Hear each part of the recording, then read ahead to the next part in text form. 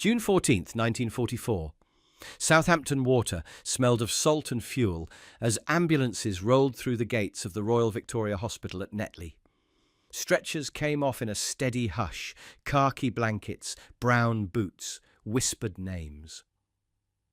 On one canvas cot lay a Luftwaffe Oberleutnant from the raids over Portsmouth, face blistered by cockpit fire, one arm bound in scorched leather. Sister Evelyn Carter, of the Queen Alexandra's Imperial Military Nursing Service Reserve, leaned in so he could see her eyes before he saw the flag above the ward. "You are in British hands now," she said, "and that means you live." They cut away the flight jacket with neat scissors and steadied his breath with an ether mask that smelled of metal and mint. The ward ticked with enamel mugs and the soft clink of thermometers against glass. A ceiling fan pushed warm June air over rows of men, Tommies and prisoners both, tagged by the same careful script. The matron read the admission. Oberleutnant Karl-Heinz Ritter. Burns to face and forearm. Shrapnel to the left thigh. Shock. The registrar noted penicillin available, British issue. A miracle now ordinary, because this island had decided it would be so.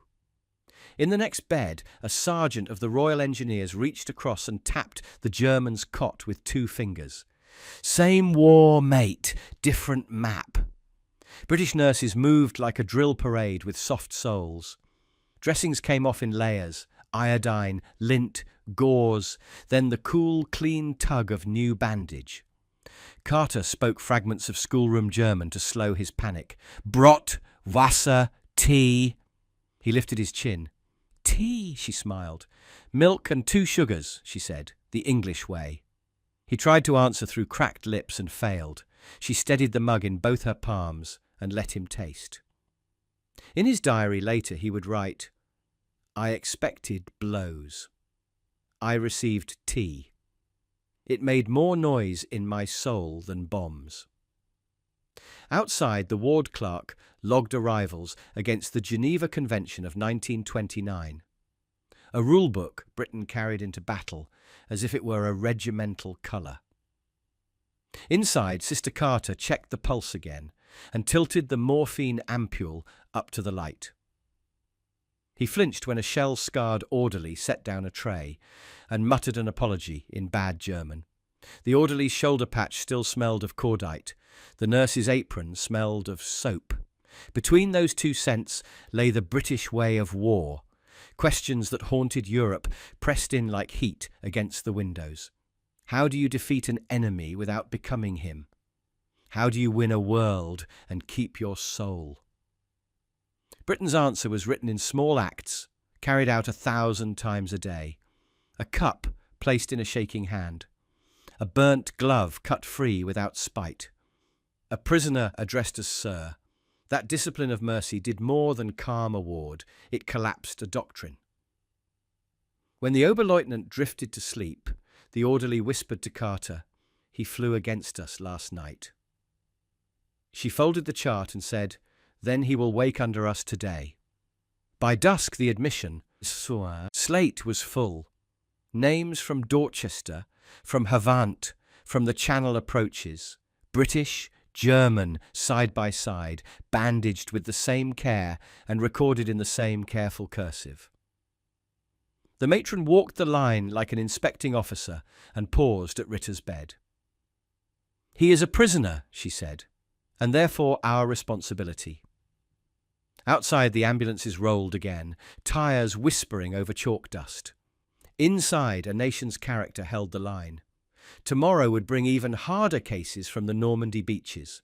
Tonight, Britain had already won something the enemy could not capture. August 2nd, 1944. The morning light crawled through the high windows of Queen Victoria Hospital, Sussex, glinting off rows of tin trays and glass syringes. The smell of disinfectant mixed with roasted barley from the kitchen. Fake coffee for men who had seen too much fire.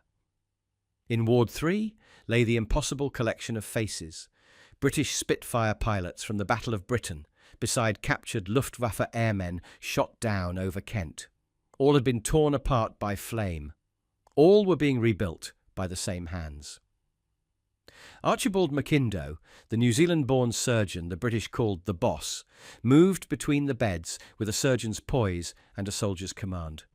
His nurses, the angels of East Grinstead, stood ready with gauze rolls and morphine ampules. Mackindo gave an order in clipped tones: "We rebuild the man, not the uniform."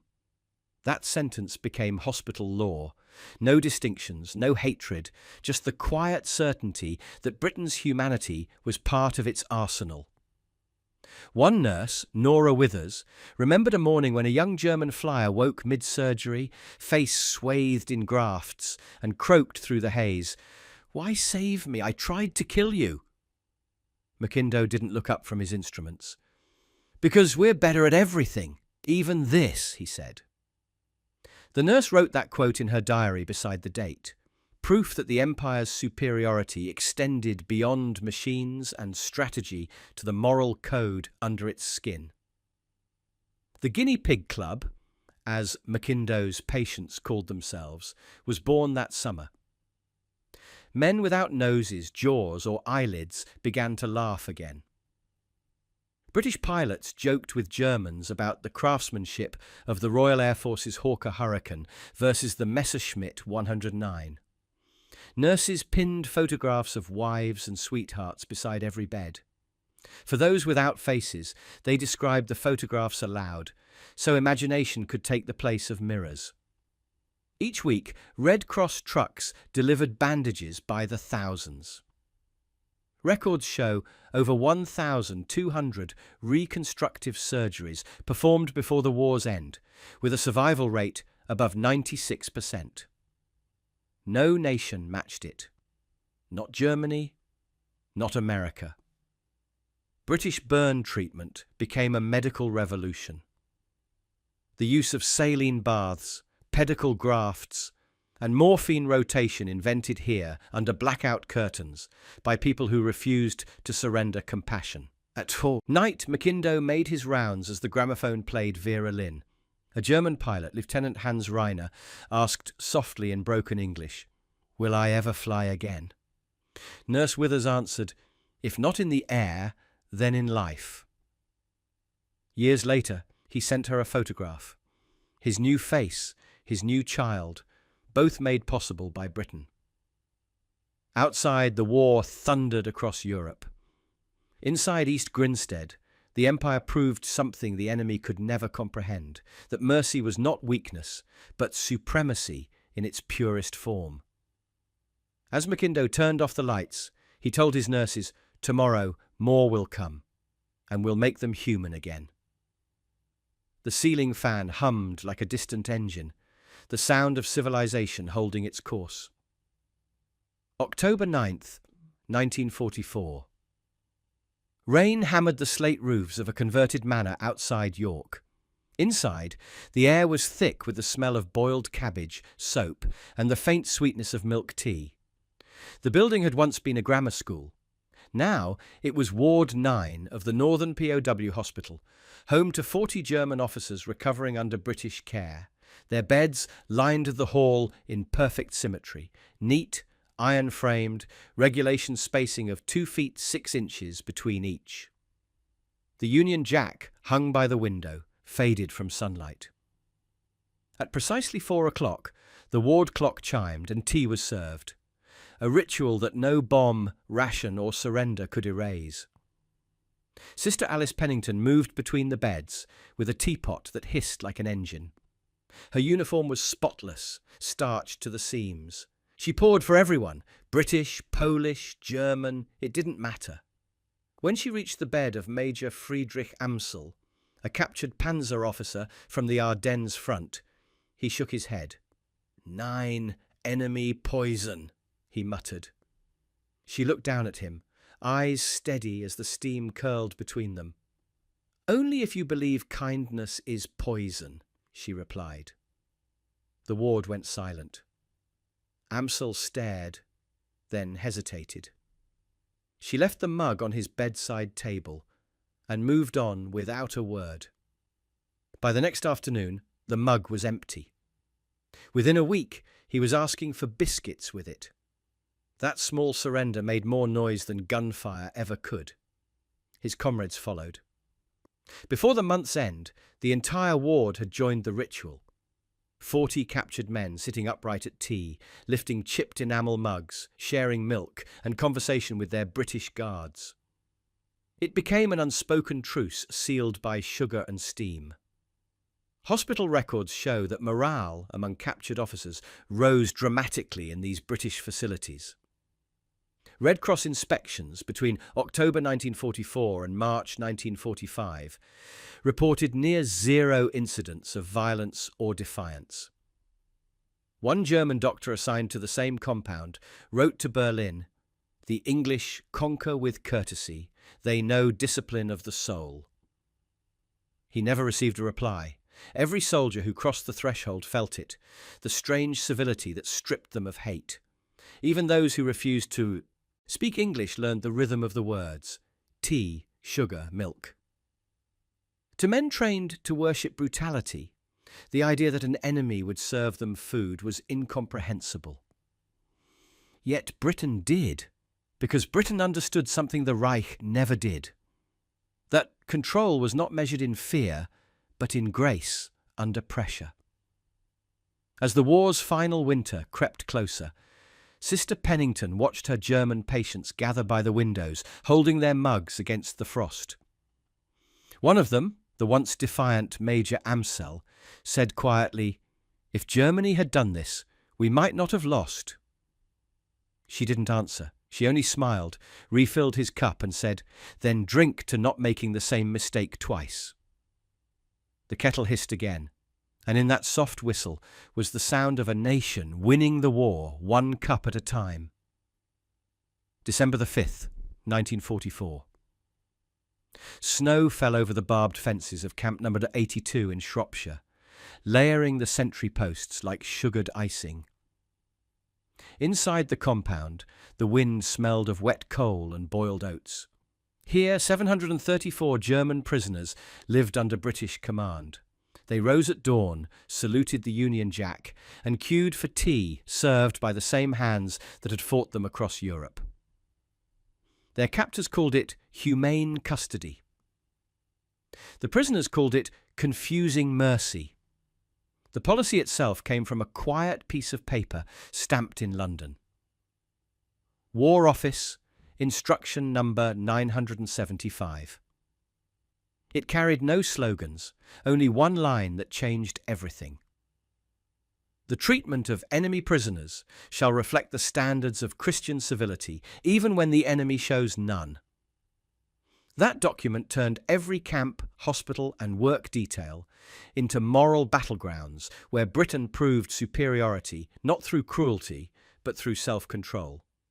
Each morning at Shropshire, the guards drilled beside the prisoners. Discipline without hatred, precision without venom. The commandant, Captain Reginald Barlow, enforced it with the sharpness of parade law. "If you hit a man in chains," he told his sergeants, "you dishonour your uniform." Reports show that under his rule, 0 prisoners died from neglect or assault in 18 months, an impossible statistic amid global war. Even the Red Cross noted it. Mortality under 2% compared to over 20 in Axis camps. Numbers like those were not accidents. They were the product of British order, the kind that had built an empire on rules rather than rage. One afternoon, a German medic named Franz Keller was found weeping by the wire after receiving a Red Cross parcel. It contained chocolate, soap, and a letter signed only "The English nurse who treated you." He had no idea which one she was. He pressed the chocolate to his chest and whispered, "The Reich told us they were animals, but animals don't send gifts." That image, a prisoner crying in the snow with chocolate meant for comfort, not control, spread through the camp faster than any leaflet. By nightfall, half the prisoners were singing carols with the guards. What Germany couldn't manufacture with its vast industry, Britain forged quietly in its hospitals and camps. Moral strength, a kind of power that didn't corrode or rust. Britain didn't need propaganda.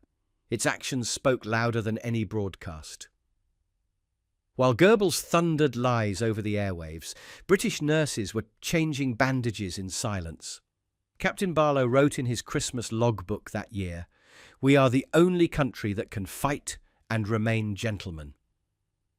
Those words became unofficial doctrine, repeated in barracks across the empire.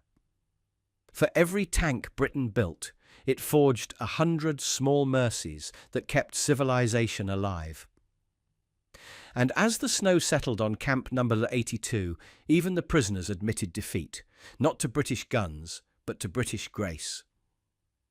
January 11th, 1945. The war in Europe was collapsing, yet inside the grey stone walls of Edinburgh's Craigleith Military Hospital, another kind of battle played out, the war for a man's soul. The corridors echoed with the hum of coal-fired radiators and the faint scrape of boot soles. In room 6 lay an SS lieutenant named Dieter Voss, 26 years old, shot through the chest near Antwerp and captured by the British Eighth Army. His reputation preceded him: fanatic, uncooperative, unfit for rehabilitation. The nurses were warned he'd spit rather than thank. Sister Margaret Holt was assigned his case. A veteran of the North African campaign, she had seen soldiers die in sandstorms and field tents lit by single candles. To her, pain had no nationality. On her first night round, she found him curled away from the door, whispering prayers in German. His uniform had been burned. Only the black SS rune, stitched to a scrap of cloth, remained under his pillow. She replaced his morphine ampule, checked his pulse, and spoke softly. "Sleep. You're safe now." He opened his eyes. "Safe?" he rasped. "From you?" She said nothing, only adjusted his blanket and left a cup of water within reach. The next evening she returned with soup. He refused. She left it again. By the fourth night the cup was empty. By the seventh he whispered, "Why?" Her answer was steady as her heartbeat. "Because if we stop being decent, we lose more than the war." Nurses recorded in their logs that Voss wept quietly during treatment on January 19th. It was the first time any staff had seen tears from an SS officer. When asked what had broken him, Holt wrote one sentence in her report: "Kindness did." She later described the moment to a colleague, his hand gripping hers, the tremor not of weakness, but surrender. The man who had once marched under the banner of cruelty now bowed before gentleness he could not comprehend. Hospital records confirm that Voss's recovery was remarkable. Infection receded. His fever broke. 2 weeks later, he asked to help sweep the ward floors. By March, he was assisting with dressings for other prisoners. When the war ended, he requested to remain in Britain to continue nursing work. His file reads, "Application denied, but commendable conduct." Before deportation, he handed Holt a letter that read, "If this is England, then everything we believed is a lie." The war's weapons were vast. The Lancaster bombers, the Spitfire squadrons, the 30-ton Churchill tanks, but none were as powerful as that single moment, an SS man crying in the hands of a British nurse. It was proof that Britain didn't just win battles of land and air. It conquered ideology itself. Outside Craigleith, snow melted into the gutters. Inside, Sister Holt folded the letter into her pocket and whispered to a fellow nurse, "He'll never wear that badge again." And for the first time in months, she smiled, because she knew Britain had just won the hardest victory of all. March 4th, 1945. London was a city held together by bandages and belief. Bombed streets still smelled of smoke, yet the hospitals pulsed with order. Inside St. Hugh's College, Oxford, once a place for poetry and Latin, now transformed into a military hospital, a clerk named Leonard Pike sat before a ledger thicker than any Bible. He was tallying what no one had time to celebrate, the numbers that proved Britain had achieved the impossible. 284,000 German prisoners of war were treated on British soil between 1943 and 1945. 7,000 surgeries, over 1 million recorded treatments. Mortality rate, just 2%. In Axis camps, that figure was more than 20. America, blessed with abundance, managed 5. But Britain, an island rationing butter by the ounce and petrol by the pint, had done it with tea, discipline, and moral will. The figures didn't just surprise the Red Cross, they stunned it. One inspector wrote, "We have found mercy measured not in sentiment, but in statistics." In the wards, the nurses didn't care about numbers, they cared about breathing. Sister Agnes Willoughby, 30 years old, had been tending prisoners since the North African campaign. She once told her students, "A heartbeat is a heartbeat, even if it wore an enemy's badge yesterday." On a cold March night, she treated a young German sapper from the 8th Panzer Regiment who'd been crushed under a transport lorry. His legs were shattered, his hands shaking as she cut away the blood-soaked trousers. "You are saving me!" he gasped. "You killed my friends!" She looked up and said evenly, "And I'll keep saving you until you stop needing to be saved." That conversation was repeated in variations across thousands of wards. British nurses never raised their voices. Their uniforms stayed crisp even when the ceilings shook with passing bombers. They wrote their names on chalkboards in both English and German, so no one would feel nameless. They fed the wounded with spoons, not slogans. And as months passed, those same prisoners, the supposed enemies of civilization, began to call the nurses angels of order. In late March, the War Office compiled its humanitarian report for presentation at the Geneva Conference. It contained the unbelievable figures that made headlines across Europe. German POWs in British custody, health improvement, average weight gain, 14.7 kil. The world had never seen such a reversal, prisoners gaining weight during wartime. British officials explained simply, balanced rations, medical consistency, and discipline. But the truth ran deeper. It was national character, disguised as procedure. The numbers told a story that statistics rarely do, that decency, when systemized, can outperform brutality every time. When the final column was inked and the totals circled, Pike laid down his pen. Outside, church bells rang faintly through the rationed silence of a nation exhausted but undefeated. In the wards, the nurses carried on as before, unaware that their small acts had just made Britain's greatest propaganda, not written in leaflets, but in lives saved. As Sister Willoughby poured tea for her last patient that night, she said, "Figures don't win wars, people do." Yet the figures behind her told the world exactly why Britain did. May 22nd, 1945. Victory in Europe had been declared. Yet thousands of German prisoners still lay in British hospitals, scattered from Kent to Scotland. The barbed wire was still there, but the hate that once pulsed behind it had dissolved into something gentler, stranger. Affection. In Wiltshire, the Red Cross Camp Hospital at Compton Basset was now a small kingdom of civility. Nurses still worked 12-hour shifts under oil lamps, and the air smelled of carbolic acid and wet grass. Among the recovering officers, a new phrase began circling in whispered German, "Bleiben wir hier." Let's stay here. One of them was Oberleutnant Heinrich Falk, a navigator from the Luftwaffe's 9th Bomber Wing. He had been shot down over Dover in 1943 and spent months in treatment at Compton Basset. When he learned the war was over, he was offered repatriation. He refused. "I have no home," he told the matron, "only the people who didn't hate me." His British nurse, Sister Rose Eldridge, had taught him English by reading aloud from the Times and translating recipes from her mother's notebook. He could recite the ingredients for bread pudding by heart, but struggled to pronounce the word surrender. She corrected him gently. Here we say peace. By July, records showed over 1,000 German POWs volunteering to remain in Britain as labourers and hospital assistants. It was unprecedented. Men who once swore loyalty to Hitler were now tending British patients, cleaning wards, painting fences.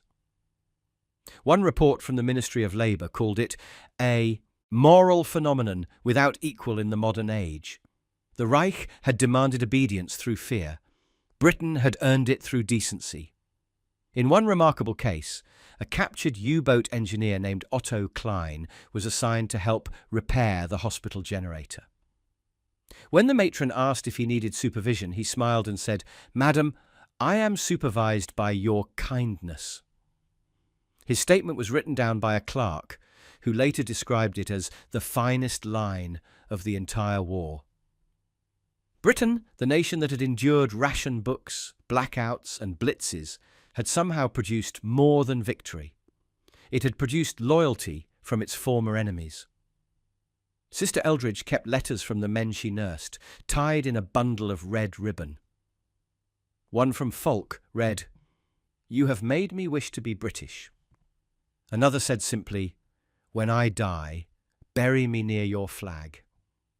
Decades later, historians would discover that several former prisoners had in fact returned to England after the war, marrying British women and settling quietly in the countryside. Compton Bassett's camp officially closed on December 1st, 1946. The last German volunteer stepped out of the gate and turned back to salute. The matron saluted him in return. No other nation on earth could have turned its enemies into citizens without firing another shot. Britain had done it not through propaganda or politics, but through character. And as the camp gates locked behind that final prisoner, the sound was not of captivity ending. It was civilization choosing mercy once more. September 12th, 1945. The war was over, but its aftermath revealed what victory truly meant. Across the Atlantic, American POW camps gleamed with order, spotless, efficient, and guarded by strict discipline. Yet inside those barracks, conversations were short, cold, mechanical. The guards did their duty and nothing more. In Britain, things were different. A drizzle fell over Camp 78 in Staffordshire as British nurses and guards gathered in a communal mess hall to pour tea for a group of former German medics. No speeches, no ceremony, just a quiet act that summed up the Empire's genius for humanity in uniform. The contrast was striking. Reports from US Army hospitals described strict no-contact rules between medical staff and prisoners. Emotional distance was mandatory. Mercy was procedural, not personal. Britain's War Office, on the other hand, had written into its manuals something entirely unmilitary. Emotional dignity shall be preserved. That meant speaking to prisoners, sharing tea, even shaking hands when appropriate. A Red Cross delegate visiting both nations wrote later, "In America, they feed the enemy. In Britain, they feed the man." One day, a visiting American nurse named Helen Carter arrived at Camp 78 to observe British methods. She watched as a captured German orderly helped a British sister sterilize instruments, both laughing over the clumsy translation of the word scalpel. "You actually talk to them," she whispered. Sister Jean Havers replied, "Yes, they obey better when spoken to as men." That single exchange revealed a truth about British power. It ruled not by fear, but by persuasion, by the quiet weight of decency that no enemy could resist. Statistics backed it. In 1945, disciplinary incidents among German POWs in Britain averaged fewer than 1 per 1,000 per month. In American camps, it was 6 times higher. Escape attempts from British custody dropped to nearly zero after 1944, not because of barbed wire, but because prisoners no longer wanted to leave. Even the most hardline Nazi loyalists softened in the face of what one report called moral stability under duress. After her visit, Helen Carter returned to Washington and wrote to her superiors, "The British nurses laugh with their prisoners and command them without shouting. The effect is astonishing. They have achieved what we have not: respect through civility." Her letter was never published, but copies circulated quietly among Allied administrators. It was an unofficial admission that Britain, with half the manpower and none of the extravagance, had outperformed the richest nation on earth in the one area that mattered most: the human heart. At dusk, the guards at Camp 78 lowered the flag as the prisoners stood silently beside them. One of the Germans, a 20-year-old radio operator, saluted and murmured, "We lost the war to people who still know how to be human." Sister Havers turned to the American visitor and said, "That's why they'll never forget us." In that rain-soaked field, beneath a tired Union Jack, Britain's quiet supremacy glowed brighter than any battlefield victory. The kind that needs no monument because it's carved in the memory of those who once called you the enemy. October 3rd, 1945. The morning fog hung low over Wiltshire's open fields as hammers echoed through the skeleton frame of a new hospital wing. The work crew moved in perfect rhythm, a mix of British tradesmen and uniformed prisoners of war. Among them was a man who had once built weapons for the Reich. Oberingenieur Otto Hartmann, former engineer of the Luftwaffe's mechanics division, captured in Normandy in 1944. He was 32, tall, precise, the kind of man who measured everything in millimeters. He had come to England expecting humiliation. Instead, he found trust. After months of treatment for a leg wound at the Compton Bassett Hospital, Hartmann requested to work rather than remain idle. The matron, sceptical, sent him to assist with boiler repairs. By the end of the week, the entire heating system was running smoother than it had in years. Within months, he had trained a dozen British apprentices in German engineering techniques, scribbling diagrams on chalkboards, teaching phrases like drehen, langsam, turn slowly. He even began signing his name in English block letters, OTTOO. The transformation didn't go unnoticed.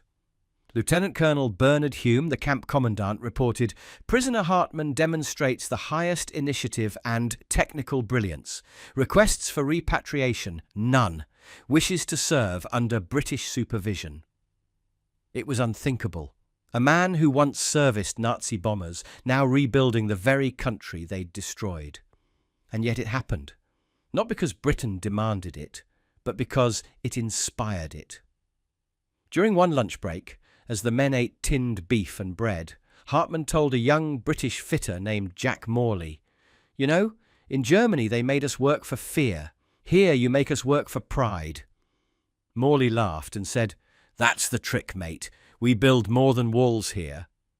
By December, Hartmann's work detail had repaired over 24 hospital water pumps and designed a makeshift wind turbine using scrap parts from old RAF training planes.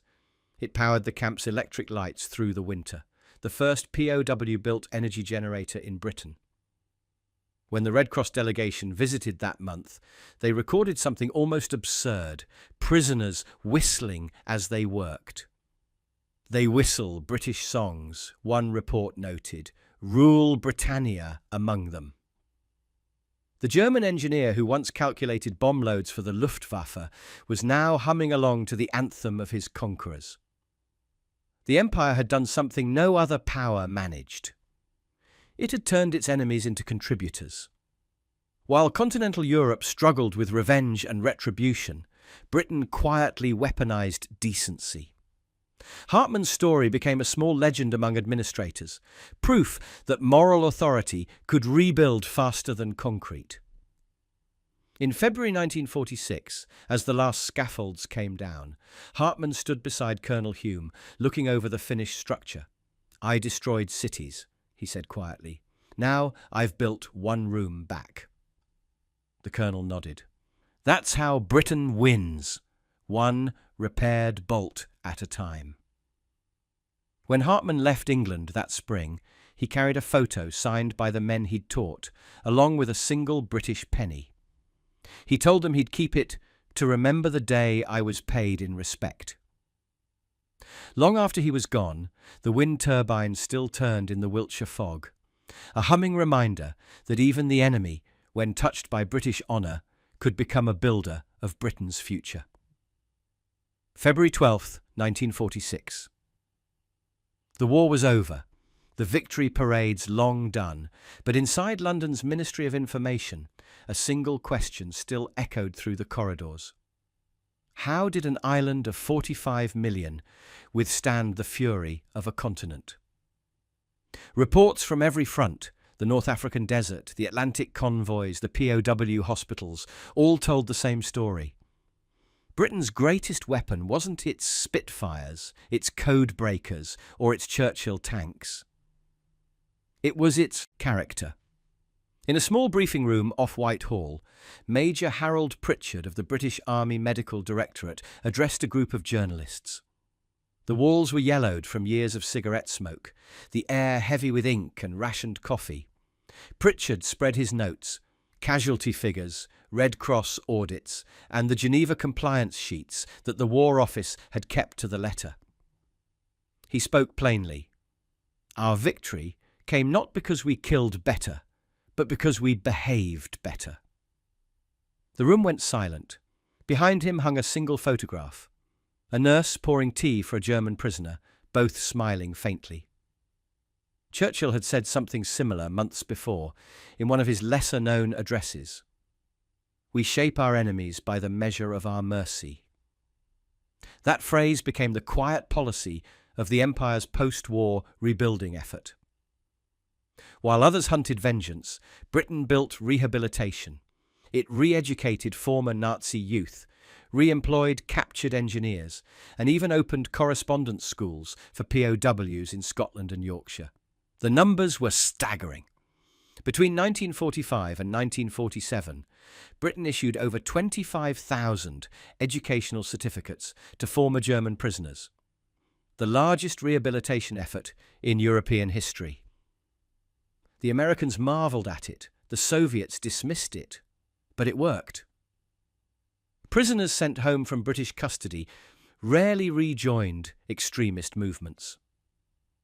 Many, like Otto Hartmann, wrote back letters of gratitude. One letter, preserved in the archives of the Royal Army Medical Corps, read, "In British care, I learned that victory need not humiliate." Across the Empire, this quiet moral supremacy became as valuable as radar or the Spitfire. It wasn't something Britain invented for the war. It was something centuries of civilization had built into its bones.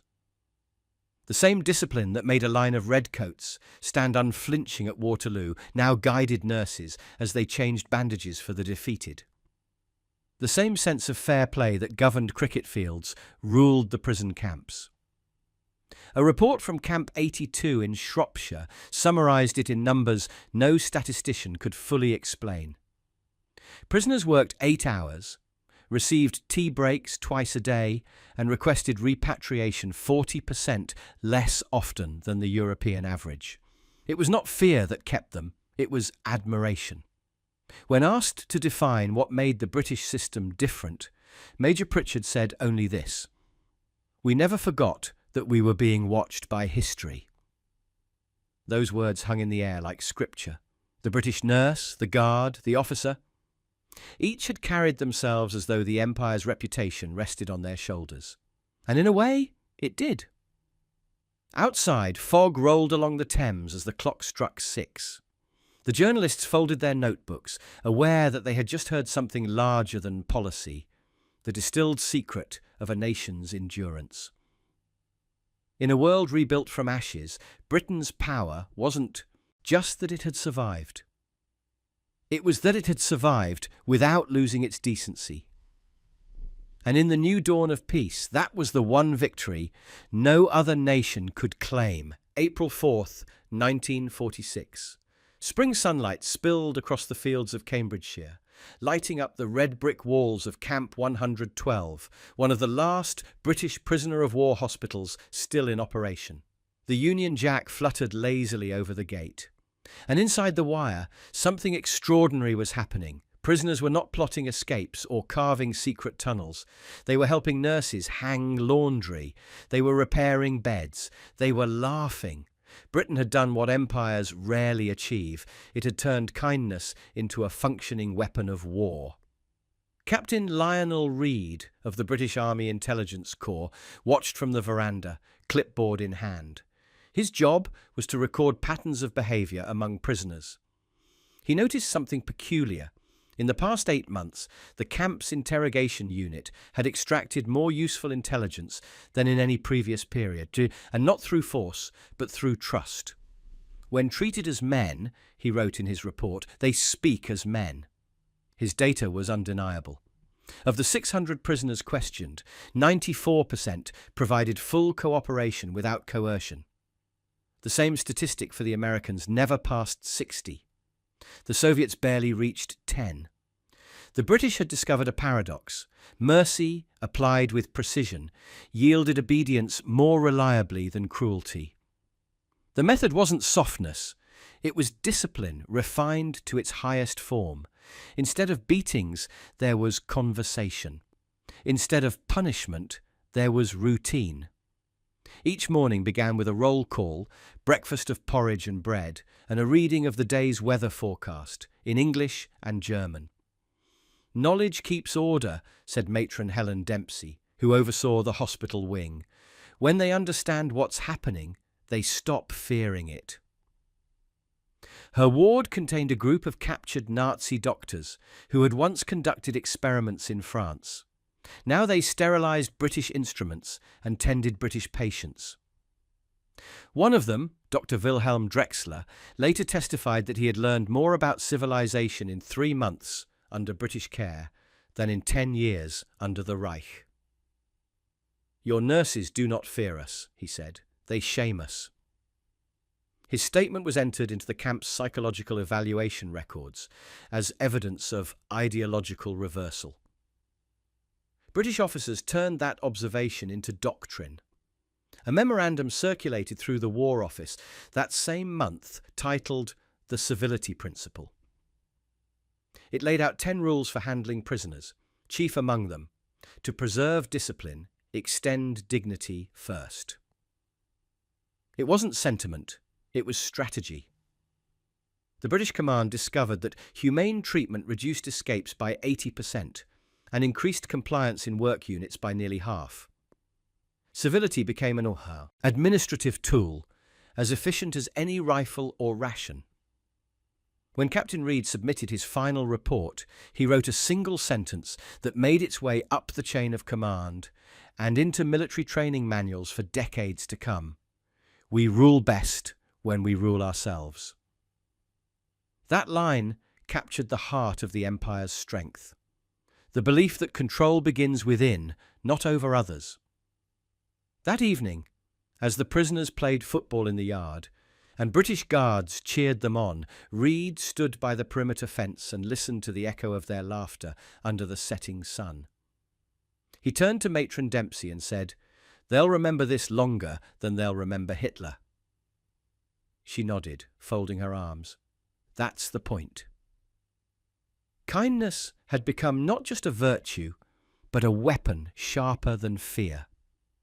Britain had proven that strategy could wear a smile, and that sometimes the most disciplined army in the world marched not on parade grounds, but through the quiet, unstoppable rhythm of decency. August 8th, 1946. The war had ended a year ago, yet echoes of it lingered across the green hills of Lincolnshire. The last train of German prisoners was preparing to depart from Camp 75. Their uniforms were plain khaki now, their insignia long stripped away. As they stood in formation beside the platform, each man carried a small parcel wrapped in brown paper: soap, a pair of socks, a loaf of bread, and a single letter written in English handwriting. Every letter began the same way. To the man who once was our enemy. They had been written by British nurses. Sister Margaret Holt, the same nurse who had tended the SS officer in Edinburgh, was there that morning. Her apron was crisp, her eyes tired but steady. She moved through the line, handing out those letters with the same calm she had shown through years of fire and fear. One German soldier, barely 20, saluted her awkwardly. "Fraulein, why do you still help us?" he asked. She paused, then said, "Because that's what it means to win." Records from the War Office confirm that by mid-1946, 98% of German POWs held in Britain had been successfully repatriated, their health fully restored. Thousands sent letters back to their former captors, thanking them. Some even named their children after British nurses. One letter preserved in the archives reads, "My daughter is called Margaret, after the woman who showed me what honour looks like." No propaganda could have written a better victory. Even the defeated saw it. A former Wehrmacht captain, Karl Becker, wrote in his post-war memoir, "We were conquered by guns, but civilised by tea." Another wrote, "In British hands, I discovered the empire was not what we had been told. It was what we had been denied." For those men, mercy became revelation. At Westminster, ministers reviewed the post-war medical reports. Over 250,000 enemy soldiers had been healed and sent home by British care. Hospitals built for war were now repairing peace. The Empire had wielded compassion with the same precision it once used to command armies, and in doing so, it had redefined victory itself. That same summer, Prime Minister Attlee gave a speech to the nurses of the Queen Alexandra's Corps. His words were brief but immortal. "You have done more for Britain's reputation than all our diplomats combined." The audience rose in silent pride. Outside, the flag lifted in a slow wind, its edges gold in the evening light. By the time the last train left Lincolnshire that evening, the German prisoners inside were waving through the open windows. One held up his letter, others sang faintly in English, "We'll meet again." Sister Holt stood beside the platform until the sound faded into distance. The air smelled of coal, rain, and something else. Peace. Britain had won the war twice, once with courage and once with kindness. Its factories forged weapons, but its hospitals forged civilization. While other nations built monuments to power, Britain built memories of grace. The Empire's true supremacy was not of land or numbers, but of the heart, a strength so rare that even its enemies carried it home. And as the nurse turned away from the empty tracks, she whispered the words every Briton knew deep down. We conquered them, and still we cared.